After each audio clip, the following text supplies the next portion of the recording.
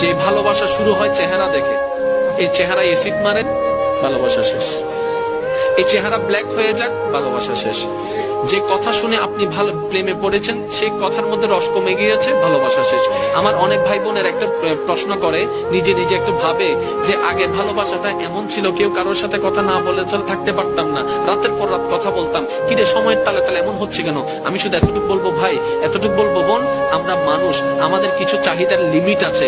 যে পালসারের জন্য পাগল, সে ছেলেটাও একসময় পালসারের দিকে তাকায় না, কারণ মানুষ সবসময় নতুন জিনিস চাইতে থাকে, চাইতে থাকে, চাইতে থাকে। একবার পেয়ে গেলে সেটার আর কোনো দাম থাকে না। দেখবেন আপনি যাকে দাম দিবেন সে আপনাকে দাম দিবে না, আপনি যাকে দাম দিবেন না সেই আপনাকে দাম দেয়। এটা হচ্ছে দুনিয়ার থিওরি, এটা আপনাকে বুঝতে হবে। এখন অনেকেই প্রশ্ন করে, আগে ভালোবাসা ছিল একরকম, এখন হয়েছে অন্যরকম। আপনি আপনার ভিতরে যে নিয়ামত আছে, বিপরীতের কাছে যে নিয়ামত আছে, সেটা যদি সময়ের আগে বেশি পেয়ে যান, এই আকর্ষণ আর থাকবে না। আকর্ষণ না থাকলে সেখানে কোনো সম্পর্ক থাকে না, যার কারণে অটোমেটিক সেটা দূরত্ব চলে আসে। সেজন্য বিয়ের আগে যারা বিয়ের পরের কাজটা আগে করে ফেলে, তাদের বিয়ের পরে আর কোনো শান্তি থাকে না, সম্পর্ক থাকে না। কারণ কি? নিয়ামত আগে থেকে নিয়ে নিয়েছে।